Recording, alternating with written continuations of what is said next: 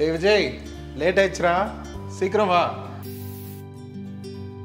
அம்மா டைம் ஆயிடுச்சுமா, கிளம்புறேன். நான் சாப்பாடு செஞ்சுருக்கேன், இருடா. இல்லம்மா சொல்லிட்டே இருக்கல, நான் கேண்டீன்ல பாத்துக்கிறேன். ஏய், உனக்கு பிடிச்ச சமைச்சு பேக் பண்ணி தரேன், இருடா. வேணாமா நான் கிளம்புறேம்மா.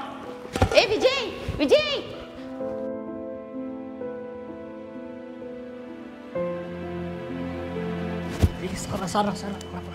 பரவாயில்ல போலாம். ஏன் சாப்பிட கூட இல்ல? டேய் அப்படி தாண்டா எங்க அம்மா எப்ப பாரு கிளம்புற நேரத்துல சாப்பிடுன்னு. நீ வேற வாடா. ஒரு நிமிஷம் இரு, நீ கூட வா.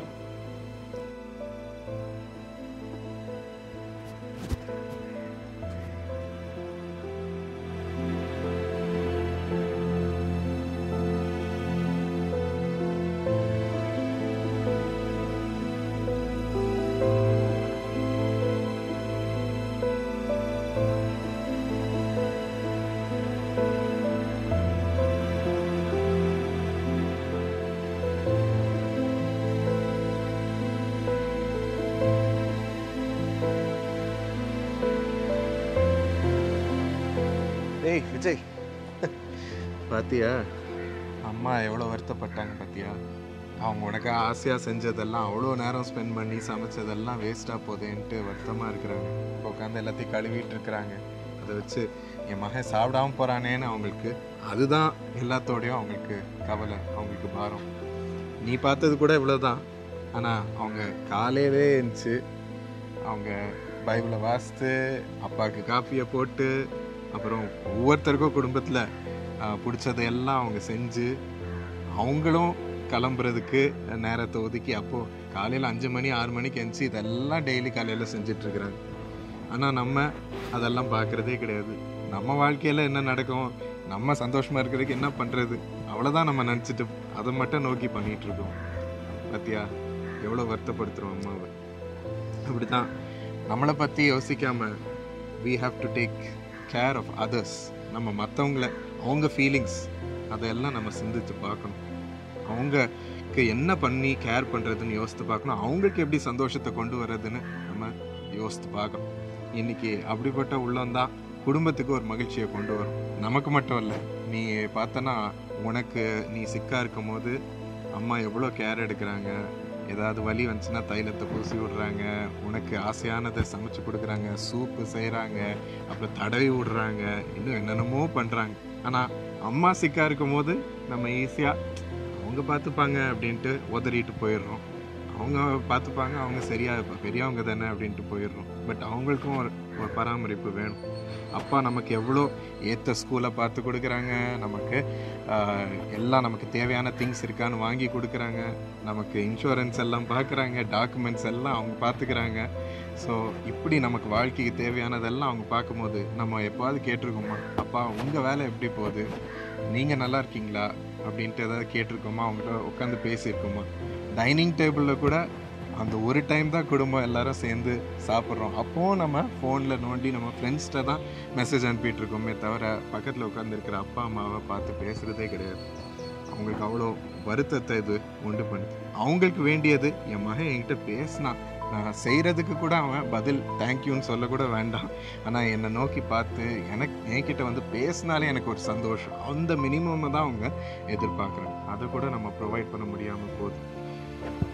நீ வேதத்தில் கூட பார்த்தனா 1 தீமோத்தி 5:8 ஒருவன் தன் வீட்டாரை விசாரியாமல் போனால் அவன் விசுவாசத்தை மறுதலித்தான், அவன் அவிசுவாசியிலும் அவன் கெட்டவனாக இருக்கிறான் என்று போட்டிருக்கு. அவ்வளோ ஆண்டவர் இவனுக்கும் எனக்கும் சம்மந்தமே இல்லை. குடும்பத்தை பராமரிக்கிறவனுக்கு என்னோட அன்பு அவனுக்குள்ளே இல்லை, என் மேலே விசுவாசமே அவனுக்கு இல்லை, என்னோட பிள்ளை இல்லை என்ற ஆண்டவரை டிசோன் பண்ணுற அளவுக்கு குடும்பத்தை வீட்டை பார்த்துக்கிறதுக்கு நமக்கு ஒரு பொறுப்பை கொடுக்குறாரு, முக்கியமாக ஆண்டவரே கருதுகிறார். ஸோ இப்படி நமக்கு ஒரு ரெஸ்பான்சிபிலிட்டி இருக்கும் பொழுது இன்னைக்கு நீ பார்த்த காட்சி எப்பொழுதும் உன் மைண்ட்லேயே இருக்கட்டும்.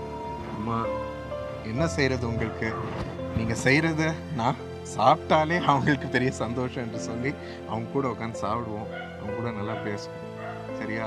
நீ இப்போ சொல்லும் போது தான் தெரிஞ்சுது, பேக்ரவுண்ட்லேருந்து பார்க்கும்போது நம்ம அம்மா எவ்வளோ கஷ்டப்படுறாங்க, எனக்காக எவ்வளோ எஃபர்ட் எடுத்து என்னை சந்தோஷப்படுத்தணுன்றதுக்காக எவ்வளோ ஹார்ட் ஒர்க் பண்ணி சமைக்கிறாங்க, எனக்கு கொடுக்குறாங்க. நான் அது எல்லாமே வந்து அலட்சியமாக நினச்சிட்டு நான் பாட்டு வெளியே வந்துடுறேன், வேணான்னு சொல்லிட்டு ஈஸியாக வந்துடுறேன். அவங்க எவ்வளோ ஃபீல் பண்ணியிருப்பாங்கன்றது எனக்கு இப்போ தான் பார்த்தா தெரியுது. இனிமேல் நான் அம்மாவை எப்பவுமே சந்தோஷமாக வச்சுக்க போகிறேன். Very good, super. வா போலாம், நம்ம லேட் ஆயிடுச்சு.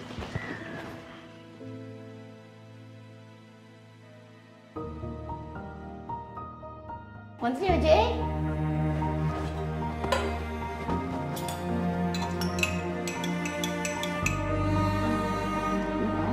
கொடுங்கம்மா, போகலாம்.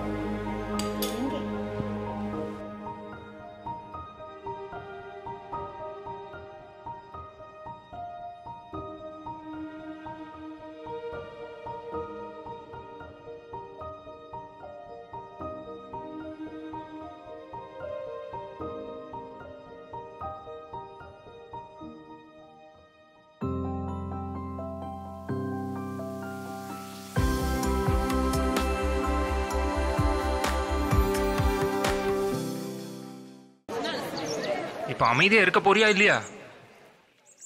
ஆமா, நான் அமைதியாவே இருக்கேன். நீங்க மட்டும் அதான் கல்யாணத்துக்கு முன்னாடியே சொன்னாங்க. ஹலோ, நான் பேசுறதுக்கு என் மனைவி எதையுமே புரிஞ்சிக்கவே மாட்டேங்கிறா. இவ கூட நான் எப்படி தான் குடும்பத்தை நடத்த போகிறேன்? திருமணத்திற்கு பின்பு அநேகருடைய கேள்வி இதுதான். இந்த கேள்விக்கெல்லாம் ஒரு தெய்வீக தீர்வு இயேசு அழைக்கிறார் குடும்ப ஆசீர்வாத திட்டம். இதில் இணையும் உங்க யாவருக்காகவும் 24 மணி நேரமும் ஜெபகோபுரத்தில் பிரார்த்தனை ஏறெடுப்பதோடு நீங்க கோடிக்கணக்கான மக்களுடைய கண்ணீர் துடைக்கவும் காரணமாயிருப்பதால் நீங்க ஆசீர்வதிக்கப்படுவது உறுதி. www.jesuscalls.org மற்றும் இயேசு அழைக்கிறார் ஜெபகோபுரத்தில் இன்றே இணைந்திருங்கள். இயேசு அழைக்கிறார் குடும்ப ஆசீர்வாத திட்டத்தில். நாங்கள் உங்களுக்காக ஜெபிக்கிறோம்.